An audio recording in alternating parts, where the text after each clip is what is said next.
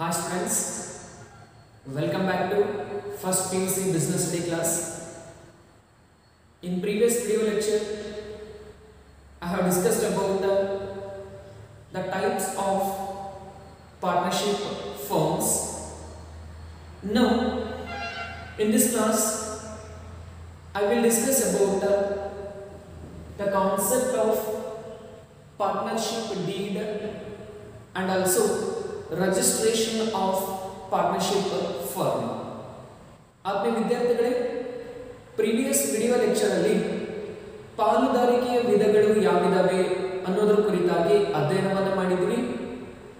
ಇಂದಿನ ಈ ತರಗತಿಯಲ್ಲಿ ಪಾಲುದಾರಿಕೆ ಒಪ್ಪಂದ ಮತ್ತು ಪಾಲುದಾರಿಕೆ ಸಂಸ್ಥೆಯನ್ನ ನೋಂದಣಿ ಮಾಡುವ ಹಂತ ಯಾವ ರೀತಿ ಇರುತ್ತೆ ಅನ್ನೋದರ ಕುರಿತಾಗಿ ಅಧ್ಯಯನವನ್ನ ಮಾಡೋಣ. So the first concept in today's class, that is partnership deed. ಇಂದಿನ ಅಧ್ಯಯನದ ಮೊದಲನೇ ವಿಷಯ ಏನು ಅಂತಂದ್ರೆ ಪಾಲುದಾರಿಕೆ ಒಪ್ಪಂದ. So here you know the meaning of partnership form. Partnership means it is an agreement which is to be formed between the partners, and so where they are going to share the profit and loss, contribute capital and conduct business organization. So that kind of form is called partnership. ಪಾಲುದಾರಿಕೆ ಅಂತಂದ್ರೆ ಇಬ್ಬರು ಅಥವಾ ಇಬ್ಬರಿಗಿಂತ ಹೆಚ್ಚಿನ ವ್ಯಕ್ತಿಗಳು ಹಣವನ್ನು ಹೂಡಿಕೆ ಮಾಡಿ ಬಂದಂತಹ ಲಾಭ ಮತ್ತು ನಷ್ಟಗಳನ್ನು ಹಂಚಿಕೆ ಮಾಡಿಕೊಂಡ ಒಂದು ಒಪ್ಪಂದ ಅಂತ ಕರೀತೀವಿ. So that agreement is called a partnership deed. So here registration of partnership form is optional and the agreement may be in form of oral or it may be in form of written. ಮೊದಲನೇ ವಿಷಯ ಏನು ಅಂತಂದ್ರೆ ಪಾಲುದಾರಿಕೆ ವ್ಯವಹಾರ ಸಂಸ್ಥೆಯನ್ನ ನೋಂದಣಿ ಮಾಡುವುದು ಕಡ್ಡಾಯವೇನಿಲ್ಲ ಹಾಗೂ ಪಾಲುದಾರಿಕೆ ವ್ಯವಹಾರ ಸಂಸ್ಥೆಯನ್ನ ಒಂದು ಒಪ್ಪಂದದ ಮೂಲಕ ಸ್ಥಾಪನೆ ಮಾಡಲಾಗುತ್ತೆ. ಆ ಒಂದು ಒಪ್ಪಂದ ಮಾತಿನ ಮೂಲಕನಾದರೂ ಇರಬಹುದು ಅಥವಾ ಬರವಣಿಗೆಯ ರೂಪದಲ್ಲಾದರೂ ಇರಬಹುದು. So here it is better to say that partnership form must be in a written format.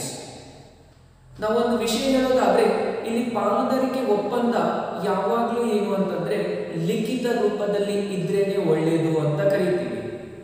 So that written document is called partnership deed. ಆ ರೀತಿ ಲಿಖಿತ ರೂಪದಲ್ಲಿ ಬರೆದಂತಹ ಒಪ್ಪಂದವನ್ನ ನಾವೇನಂತ ಕರಿತೀವಿ? ಪಾಲುದಾರಿಕೆ ಒಪ್ಪಂದ ಅಂತೇಳಿ ಕರೆಯಲಾಗುತ್ತೆ. So like it is just like a format, so which is to be typed and it is to be get it signed by all the partners. ಅಂದ್ರೆ ಇದೊಂದು ಒಪ್ಪಂದ ಅಂದ್ರೆ ಅಗ್ರಿಮೆಂಟ್ ಏನಿರುತ್ತೆ ಲಿಖಿತ ರೂಪದಲ್ಲಿರುತ್ತೆ. ಅದಕ್ಕೆ ಸಂಬಂಧಪಟ್ಟಂತ ಎಲ್ಲ ಮಾಹಿತಿಗಳನ್ನು ಬರೆದು ಎಲ್ಲ ಪಾಲುದಾರರ ಸೈನ್ ಅನ್ನ ಹಾಕಿಸಿ ಏನ್ ಮಾಡ್ತಾರೆ, ಇದನ್ನ ಸೇಫ್ ಆಗಿ ಇಟ್ಟಿರ್ತಾರೆ. So I am displaying the image how the partnership deed is there. So ನಾವು ಒಂದು ಇಮೇಜ್ ನ ಡಿಸ್ಪ್ಲೇ ಮಾಡ್ತಾ ಇದ್ದೀನಿ ಪಾಲುದಾರಿಕೆ ಒಪ್ಪಂದ ಯಾವ ರೀತಿ ಇರುತ್ತೆ ಅಂತ ಹೇಳಿ.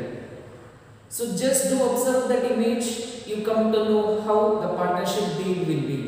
ಆ ಒಂದು ಇಮೇಜ್ ನೋಡಿದ ತಕ್ಷಣ ನಿಮಗೆ ಗೊತ್ತಾಗುತ್ತೆ ಪಾಲುದಾರಿಕೆ ಒಪ್ಪಂದ ಯಾವ ರೀತಿ ಇರುತ್ತೆ ಅಂತ ಹೇಳಿ. Okay? So here let us know the meaning of partnership deed. So partnership deed means it is an agreement which specifies the terms and conditions of partnership is known as partnership deed. So what is partnership deed? In simple words, it is an agreement or document which contains or which specifies the terms and conditions of partnership. So is known as partnership deed. So like I have displayed the images So that kind of an agreement is called a partnership deed. So they are going to mention certain terms and conditions governing to the partnership.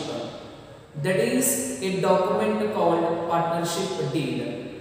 ಪಾಲುದಾರಿಕೆ ಒಪ್ಪಂದ ಅಂತಂದ್ರೆ ಪಾಲುದಾರಿಕೆಗೆ ಸಂಬಂಧಿಸಿದಂತಹ ಒಂದು ಷರತ್ತುಗಳು ಮತ್ತು ನಿಯಮಗಳನ್ನು ತಿಳಿಸುವಂತಹ ಒಂದು ಲಿಖಿತ ರೂಪದ ಒಪ್ಪಂದವನ್ನ ಅಥವಾ ಲಿಖಿತ ರೂಪದ ದಾಖಲೆ ಪತ್ರವನ್ನು ನಾವೇನಂತ ಕರಿತೀವಿ, ಪಾಲುದಾರಿಕೆ ಒಪ್ಪಂದ ಅಂತೇಳಿ ಕರೆಯಲಾಗುತ್ತೆ.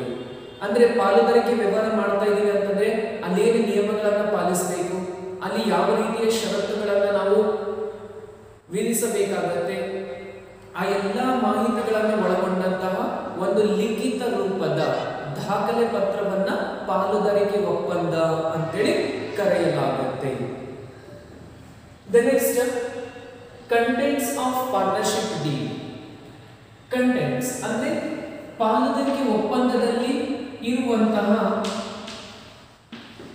ಅಂಶಗಳು ಯಾವುವು ಅಂತ. ಸೊ ಹೇಳಿದ್ರೆ ಪಾಲುದಾರಿಕೆ ಒಪ್ಪಂದ ಅಂತಂದ್ರೆ ಈ ರೀತಿ ಒಂದು ಡಾಕ್ಯುಮೆಂಟ್ ಇರುತ್ತೆ ಅಂತೇಳಿ ಹೇಳಿದೆ. ಅದರಲ್ಲಿ ಯಾವ ಅಂಶಗಳನ್ನು ಬರೆದಿರ್ತಾರೆ? So the partnership deed is an agreement. What are all the informations mentioned in a partnership deed? So let us know there are many information, there are many contents that are to be included in the partnership deed. ಪಾಲುದಾರಿಕೆ ಒಪ್ಪಂದದಲ್ಲಿ ಹಲವಾರು ರೀತಿಯ ಅಂಶಗಳನ್ನು ಏನು ಮಾಡಿರ್ತಾರೆ, ಅಲ್ಲಿ ನಮೂದನೆಯನ್ನ ಮಾಡಿರ್ತಾರೆ. So let us know some of those contents. ಅವುಗಳಲ್ಲಿ ಕೆಲವು ಪ್ರಮುಖವಾದ ಕಂಟೆಂಟ್ಸ್ ಅನ್ನ ನೋಡೋಣ. So the first is name of the firm. ಅಂದ್ರೆ ಪಾಲುದಾರಿಕೆ ಸಂಸ್ಥೆಯ ಹೆಸರು ಅಂತ ಕರೀತೀವಿ. So when you decided to form a partnership firm between the two partners or three partners or five partners, at that time you need to decide the name that you want to give for your company or firm. ಅಂದ್ರೆ ಪಾಲುದಾರರು ಸೇರಿ ಏನು ವ್ಯವಹಾರವನ್ನು ಮಾಡಬೇಕು ಅನ್ಕೊಂಡಿದ್ರೆ ಆ ಒಂದು ವ್ಯವಹಾರಕ್ಕೆ ಇರತಕ್ಕಂತ ಹೆಸರು ಏನು ಅಂತೇಳಿ ಇಲ್ಲಿ ಮೆನ್ಷನ್ ಮಾಡಬೇಕಾಗುತ್ತೆ. Then second, names and addresses of all partners. How many number of partners are there in your desired partnership firm? So you need to mention all the names along with their complete address. ಅಂದ್ರೆ ಎರಡನೇದಾಗಿ ಪಾಲುದಾರರ ಹೆಸರುಗಳು ಮತ್ತು ಅವರ ಸಂಪೂರ್ಣ ವಿಳಾಸ ಅಂತ ಕರಿತೀವಿ. ಎಷ್ಟು ಜನ ಪಾಲುದಾರರು ಇದ್ದಾರೆ, ಆ ಒಂದು ಪಾಲುದಾರರ ಹೆಸರು ಮತ್ತು ಪಾಲುದಾರರ ಸಂಪೂರ್ಣವಾದ ವಿಳಾಸವನ್ನು ಏನ್ ಮಾಡಬೇಕಾಗತ್ತೆ, ಇಲ್ಲಿ ಬರೆಯಬೇಕಾಗತ್ತೆ. Then third, nature and place of business. ಅಂದ್ರೆ ವ್ಯವಹಾರದ ಸ್ವರೂಪ ಮತ್ತು ಸ್ಥಳ ಅಂತ ಕರಿತೀವಿ. So which kind of business organization that you want to establish, and so what is the location, so at where you are going to start the firm.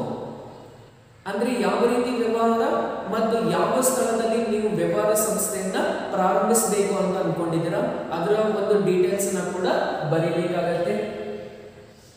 Then fourth, date of commencement of business. So from which date you are going to start the operations of conducting business activity. You need to mention the date also. ಅಂದ್ರೆ ಯಾವ ದಿನಾಂಕದಿಂದ ಯಾವ ದಿನದಿಂದ ನೀವು ವ್ಯವಹಾರ ಸಂಸ್ಥೆಯ ಕಾರ್ಯಚಟುವಟಿಕೆಗಳನ್ನು ಪ್ರಾರಂಭಿಸ್ತೀರಾ ಅನ್ನೋದನ್ನ ಕೂಡ ಬರೆಯಬೇಕಾಗುತ್ತೆ. Then fifth, duration of partnership if any. So if you are starting a partnership firm for a specific purpose only, so you need to mention for how many years or for how many months you are going to start the partnership firm, that you need to mention in this agreement. ಒಂದು ವೇಳೆ ಒಂದು ನಿರ್ದಿಷ್ಟ ಅವಧಿಗಾಗಿ ನೀವೇನಾದರೂ ಪಾಲುದಾರಿಕೆ ಸಂಸ್ಥೆಯನ್ನು ಪ್ರಾರಂಭಿಸೋದಿದ್ರೆ ಎಷ್ಟು ವರ್ಷದವರೆಗೆ ಮಾತ್ರ ನೀವು ಪಾಲುದಾರಿಕೆ ಸಂಸ್ಥೆಯನ್ನು ನಡೆಸ್ತೀರಾ ಅನ್ನೋದನ್ನ ಬರೀಬೇಕಾಗುತ್ತೆ. Next capital contribution by the each partners. So here how many number of partners are there in your business? ಎಷ್ಟು ಜನ ಪಾಲುದಾರರಿದ್ದಾರೆ ಅನ್ನೋದನ್ನ ಬರೆದ್ರಿ. So you need to mention the capital contributed by each and every partners. How much amount of capital that each partner investing in the business, you need to mention it clearly. ಅಂದ್ರೆ ಎಷ್ಟು ಜನ ಪಾಲುದಾರರಿದ್ದಾರೆ ಅನ್ನೋದನ್ನ ಬರೆದ್ರಿ. ಆದ್ರೆ ಆ ಪಾಲುದಾರರು ಎಷ್ಟು ಮೊತ್ತವನ್ನ ಅಥವಾ ಎಷ್ಟು ಬಂಡವಾಳವನ್ನ ಹಾಕ್ತಾರೆ ಅನ್ನೋದನ್ನ ಕೂಡ ನೀವೇ ಮಾಡಬೇಕಾಗತ್ತೆ, ಬರೀಬೇಕಾಗತ್ತೆ. Then seventh, division of profit and losses. It's very important. That is sharing of profit and losses, because all the partners will not contribute same amount. Sometimes person A contribute 10 lakh, person B contribute 5 lakh, person C contribute 15 lakh. During that time, if all the partners sharing profit and loss equally means, so it is not fair or they may not agree. During that time, you need to specifically mention sharing of profit and losses. ಅಂದ್ರೆ ಪಾಲುದಾರರು ಯಾವ ರೀತಿ ಲಾಭ ಮತ್ತು ನಷ್ಟಗಳನ್ನು ಹಂಚಿಕೊಳ್ತಾರೆ, ಯಾವ ಪ್ರಮಾಣದಲ್ಲಿ ಹಂಚಿಕೊಳ್ತಾರೆ ಅನ್ನೋದನ್ನು ಕೂಡ ಬರೀಬೇಕಾಗುತ್ತೆ. ಯಾಕೆ ಅಂತಂದ್ರೆ ಎಲ್ಲ ಪಾಲುದಾರರು ಒಂದೇ ಮೊತ್ತದ ಅಥವಾ ಇಷ್ಟೇ ಮೊತ್ತದ ಬಂಡವಾಳವನ್ನು ಹೂಡಿಕೆ ಮಾಡೋದಿಲ್ಲ. ಪಾರ್ಟ್ನರ್ ಎ 10 ಲಕ್ಷ ಹೂಡಿಕೆ ಮಾಡ್ತಾನೆ, ಪಾರ್ಟ್ನರ್ ಬಿ 5 ಲಕ್ಷ ಹೂಡಿಕೆ ಮಾಡ್ತಾನೆ, ಪಾರ್ಟ್ನರ್ ಸಿ 15 ಲಕ್ಷ ಹೂಡಿಕೆಯನ್ನು ಮಾಡ್ತಾನೆ.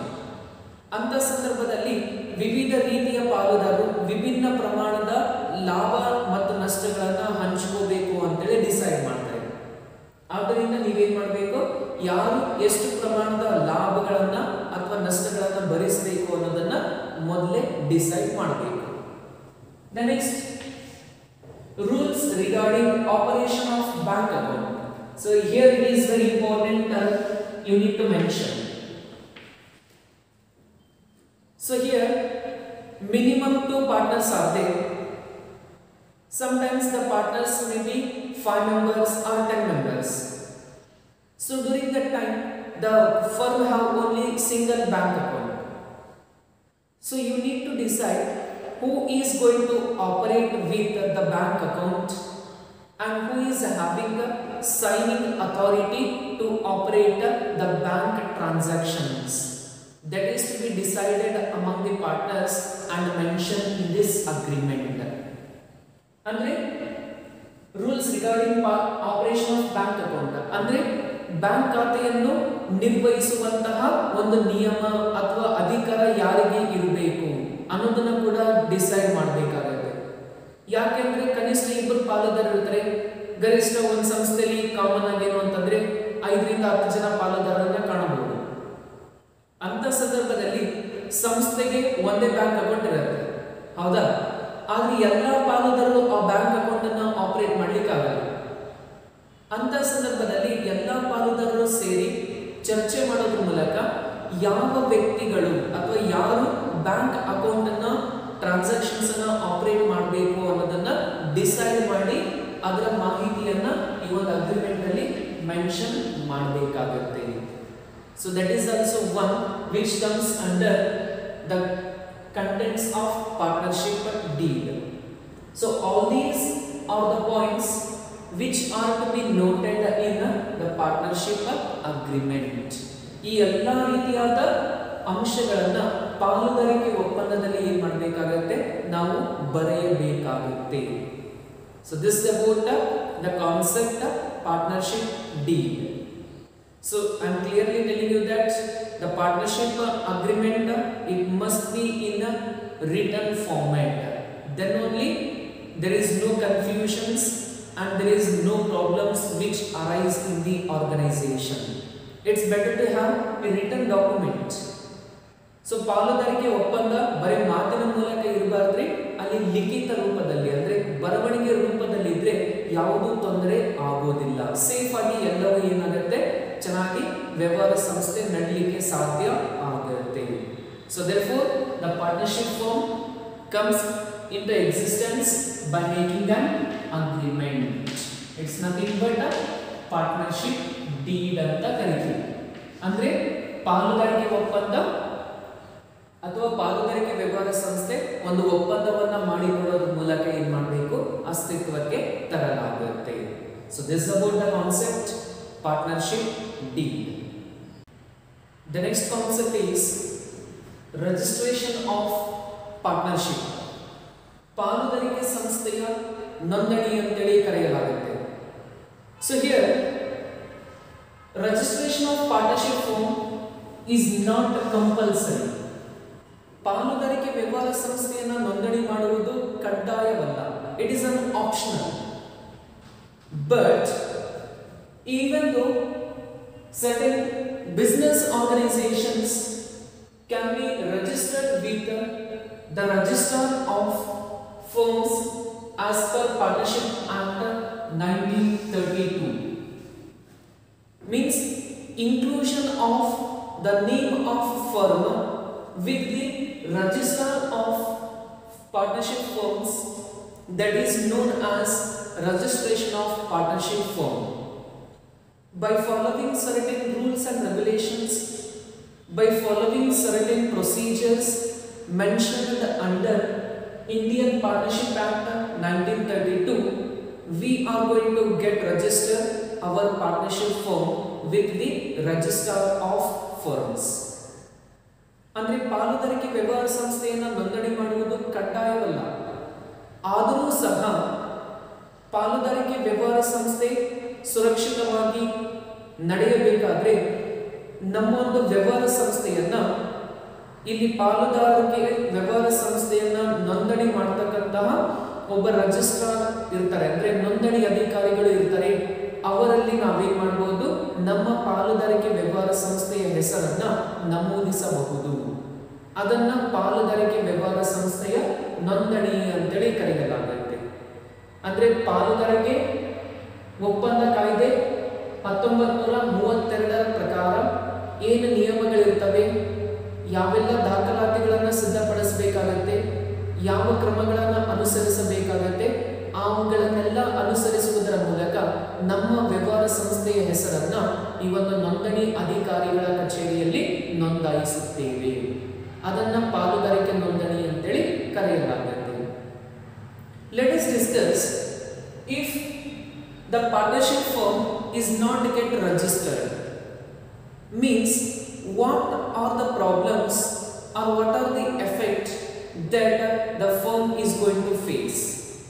ಹಾಗಾದ್ರೆ ಪಾಲುದಾರಿಕೆ ವ್ಯವಹಾರ ಸಂಸ್ಥೆಯನ್ನ ನೋಂದಾಯಿಸಲಿಲ್ಲ ಅಂದ್ರೆ ಯಾವ ರೀತಿಯ ಸಮಸ್ಯೆಗಳು ಉಂಟಾಗುತ್ತವೆ ಅಥವಾ ಏನು ಪರಿಣಾಮಗಳನ್ನು ಎದುರಿಸಬೇಕಾಗತ್ತೆ ಅನ್ನೋದನ್ನ ನೋಡೋಣ. There are mainly 3 effects so which can be faced by an organization if it is not registered. ಒಂದು ವೇಳೆ ಪಾಲುದಾರಿಕೆ ಸಂಸ್ಥೆ ನೋಂದಣಿ ಆಗಲಿಲ್ಲ ಅಂತಂದ್ರೆ ಈ 3 ರೀತಿಯ ಸಮಸ್ಯೆಗಳ ಅಥವಾ ಪ್ರಭಾವ ಅಥವಾ ಪರಿಣಾಮಗಳು ಎದುರಿಸಬೇಕಾಗುತ್ತೆ. So the first is an unregistered firm cannot sue against a third party for recovery of claims. Here sue is nothing but complaint. So if the firm is not yet registered, it cannot complain against the third party for recovery of the claims by the organization. That is one effect. Then second is an unregistered firm cannot sue against its partners. Means the unregistered partnership firm cannot file a complaint against its partners. Then third effect is a partner of a unregistered firm cannot enforce his claims against outsiders or against his co-partners or against the firm. So that is also the effect of non-registration of partnership firm. ಒಂದು ವೇಳೆ ಪಾಲುದಾರಿಕೆ ವ್ಯವಹಾರ ಸಂಸ್ಥೆ ನೋಂದಣಿ ಆಗಲಿಲ್ಲ ಅಂತಂದ್ರೆ ಯಾವ ರೀತಿಯ ಪರಿಣಾಮಗಳನ್ನು ಎದುರಿಸಬೇಕಾಗುತ್ತೆ ಅನ್ನೋದನ್ನ ನೋಡೋದಾದ್ರೆ, ಮೊದಲನೇದಾಗಿ ನೋಂದಾಯಿಸದ ಸಂಸ್ಥೆಯ ಪಾಲುದಾರನು ಸಂಸ್ಥೆಯ ವಿರುದ್ಧ ಅಥವಾ ಇತರ ಪಾಲುದಾರರ ವಿರುದ್ಧ ದಾವೆಯನ್ನು ಹೂಡುವಂತಿಲ್ಲ. ಎರಡನೇದಾಗಿ, ಸಂಸ್ಥೆಯು ಮೂರನೇ ವ್ಯಕ್ತಿಗಳ ನಡುವೆ ದಾವೆಯನ್ನು ಹೂಡುವಂತಿಲ್ಲ. ಮೂರನೇದಾಗಿ, ಸಂಸ್ಥೆಯು ಪಾಲುದಾರರ ವಿರುದ್ಧ ದಾವೆಯನ್ನು ಹೂಡುವಂತಿಲ್ಲ. ಈ ಮೂರು ರೀತಿಯ ಸಮಸ್ಯೆಗಳು ಅಥವಾ ಪರಿಣಾಮಗಳ ಯಾವುದರಲ್ಲಿರುತ್ತೆ ಅಥವಾ ಯಾವುದರಿಂದ ಉಂಟಾಗುತ್ತೆ ಅಂದರೆ ಪಾಲುದಾರಿಕೆ ಸಂಸ್ಥೆಯನ್ನ ನೋಂದಾಯಿಸದೇ ಇದ್ದರೆ. ಆದ್ದರಿಂದ ನಾವು ಪಾಲುದಾರಿಕೆ ಸಂಸ್ಥೆಯನ್ನ ನೋಂದಾಯಿಸಿದರೆ ನಮಗೇನಿರುತ್ತೆ, ಕೆಲವೊಂದು ರೈಟ್ಸ್ ಕೂಡ ಇರುತ್ತೆ. So that is why to avoid all these effects we are going to get register our partnership firm. Then let us know what are the procedure that we need to follow for getting the registration of partnership firm. ಹಾಗಾದ್ರೆ ಪಾಲುದಾರಿಕೆ ವ್ಯವಹಾರ ಸಂಸ್ಥೆಯನ್ನ ನೋಂದಾಯಿಸಬೇಕಾದ್ರೆ ಯಾವ ವಿಧಾನಗಳನ್ನ ಅನುಸರಿಸಬೇಕಾಗುತ್ತೆ ಅನ್ನೋದ್ರ ಕುರಿತಾಗಿ ನೋಡೋಣ. So there are mainly 3 stages that we need to follow for registration of partnership firm. ಪಾಲುದಾರಿಕೆ ಸಂಸ್ಥೆಯನ್ನು ನೋಂದಾಯಿಸಬೇಕಾದ್ರೆ ಪ್ರಮುಖವಾಗಿ 3 ಹಂತಗಳನ್ನು ನಾವೇನು ಮಾಡಬೇಕಾಗುತ್ತೆ, ಅನುಸರಿಸಬೇಕಾಗುತ್ತೆ. So in first stage we need to submit an application in prescribed form with all the required details like name of the firm, name of partners, address of partners, date of joining of the partner. So all the basic information is to be mentioned in an application form. So by mentioning all the details in the application form, we are completing the first stage. After filling application form, we need to remit, means we need to pay the fees for registration. Means for registering partnership firm, there is an amount of fees to be paid by an organization. That fees is to be paid by the firm also. After making the payment of fees, after verifying all the documents and application which is provided by an organization, the registrar is going to verify all the details provided along with its documents, and if all document and information is okay, registrar is going to enter the name of firm in his register and issues certificate of registration. After getting that registration certificate, you can start the business activity. So this is about the procedure to be followed in the registration of partnership firm. ಪ್ರಮುಖವಾಗಿ 3 ಹಂತಗಳು ಬರ್ತವೆ. ಮೊದಲನೇ ಹಂತದಲ್ಲಿ ಏನು ಅಂತಂದ್ರೆ, ಒಂದು ನಿರ್ದಿಷ್ಟ ಅರ್ಜಿ ನಮೂನೆಯಲ್ಲಿ ಬೇಕಾಗಿರ್ತಕ್ಕಂಥ ಎಲ್ಲ ಮೂಲಭೂತ ಮಾಹಿತಿಗಳನ್ನ ತಿಳಿಸುವ ಮೂಲಕ ಒಂದು ಅಪ್ಲಿಕೇಶನ್ ಅರ್ಜಿ ಅಥವಾ ನಮೂನೆಯನ್ನ ಸಲ್ಲಿಸಬೇಕಾಗುತ್ತೆ. ಅರ್ಜಿಯಲ್ಲಿ ಏನಿರುತ್ತೆ ಅಂತಂದ್ರೆ ಸಂಸ್ಥೆ ಹೆಸರು, ಪಾಲುದಾರರ ಹೆಸರು ಮತ್ತು ವಿಳಾಸ, ಯಾವಾಗ ಪಾಲುದಾರರು ಜಾಯಿನ್ ಆಗಿದ್ದಾರೆ ಅಂದ್ರೆ ಪಾಲುದಾರಿಕೆ ಸಂಸ್ಥೆಗೆ ಅವರು ಜಾಯಿನ್ ಆಗಿದ್ದಾರೆ, ಸೇರ್ಕೊಂಡಿದ್ದಾರೆ, ಎಲ್ಲ ಒಂದು ಬೇಸಿಕ್ ಡೀಟೇಲ್ಸ್ ಅನ್ನ ಪ್ರೊವೈಡ್ ಮಾಡ್ತಕ್ಕಂಥ ಒಂದು ಅಪ್ಲಿಕೇಶನ್ ಫಾರ್ಮ್ ಅನ್ನ ಫಿಲ್ ಮಾಡಬೇಕು. ಫಿಲ್ ಮಾಡಿದ ಎರಡನೇ ಹಂತದಲ್ಲಿ ಒಂದು ನಮ್ಮ ಪಾಲುದಾರಿಕೆ ಸಂಸ್ಥೆಯನ್ನ ನೋಂದಾಯಿಸಬೇಕಾದ್ರೆ ನಾವು ನೋಂದಣಿ ಅಧಿಕಾರಿಗಳ ಕಚೇರಿಗೆ ಶುಲ್ಕವನ್ನು ಪಾವತಿಸಬೇಕಾಗುತ್ತೆ. ಅಂದ್ರೆ ನಿರ್ದಿಷ್ಟ ಶುಲ್ಕ ಅಂತ ಇರುತ್ತೆ, ಆ ಒಂದು ಶುಲ್ಕವನ್ನು ಪಾವತಿಸಿ ನಮ್ಮ ಒಂದು ಪಾಲುದಾರಿಕೆ ಸಂಸ್ಥೆ ಹೆಸರನ್ನ ನೋಂದಾಯಿಸಲಿಕ್ಕೆ ಅರ್ಜಿಯನ್ನ ಹಾಕ್ತೀವಿ. ಆನಂತರ ಇಶ್ಯೂ ಆಫ್ ರಿಜಿಸ್ಟ್ರೇಷನ್ ಸರ್ಟಿಫಿಕೇಟ್. ಪಾಲುದಾರಿಕೆ ಸಂಸ್ಥೆ ನೋಂದಾಯಿಸಲಿಕ್ಕೆ ಅರ್ಜಿ ಹಾಕಿದ್ವಿ, ಎಲ್ಲ ಮಾಹಿತಿಯನ್ನ ಕೊಟ್ಟಿದ್ದೀವಿ, ಶುಲ್ಕವನ್ನ ಪಾವತಿ ಮಾಡಿದ್ದೀವಿ, ಎಲ್ಲ ಓಕೆ ಇತ್ತು ಅಂತಂದ್ರೆ ಇಲ್ಲಿ ನೋಂದಣಿ ಅಧಿಕಾರಿಗಳು ಏನ್ ಮಾಡ್ತಾರೆ, ನಮ್ಮ ಕಂಪನಿಯ ಅಥವಾ ಸಂಸ್ಥೆ ಹೆಸರನ್ನ ನೋಂದಣಿ ಪುಸ್ತಕದಲ್ಲಿ ನಮೂದಿಸಿ ನಮಗೇನು ಅಂತಂದ್ರೆ ನೋಂದಣಿ ಪ್ರಮಾಣ ಪತ್ರವನ್ನ ಕೊಡ್ತಾರೆ. ಅದನ್ನ ಪಡೆದ ನಂತರ ನಾವೇನ್ ಮಾಡಬಹುದು, ಪಾಲುದಾರಿಕೆ ವ್ಯವಹಾರ ಸಂಸ್ಥೆಯನ್ನ ಅದರ ಚಟುವಟಿಕೆಗಳನ್ನ ಪ್ರಾರಂಭಿಸಬಹುದು. So this is all about the procedure to be followed for registration of partnership firm. ಈ ಎಲ್ಲ ರೀತಿಯ ವಿಧಾನಗಳನ್ನು ಅನುಸರಿಸುವ ಮೂಲಕ ಪಾಲುದಾರಿಕೆ ಸಂಸ್ಥೆಯನ್ನ ನೋಂದಾಯಿಸುತ್ತೇವೆ. So this is about today's class. We discussed about the concept of partnership form and the registration of partnership firm. So do watch the video completely. I am displaying the images on screen also. Therefore, do watch the video completely and understand the concept clearly. So ಎಲ್ಲ concept ಅನ್ನು ನೀಟಾಗಿ explain ಮಾಡ್ತಾ ಇದ್ದೀನಿ. Explanation images ಕೂಡ display ಮಾಡ್ತಾ ಇದ್ದೀನಿ. ಆದ್ರಿಂದ ಈ ಒಂದು ವಿಡಿಯೋನ ಕಂಪ್ಲೀಟ್ ಆಗಿ ನೋಡಿ ಮಾಹಿತಿಯನ್ನ ನಿಮ್ಮ ರನ್ನಿಂಗ್ ನೋಟ್ಸ್ ಅಲ್ಲಿ ಬರೆಯಿರಿ.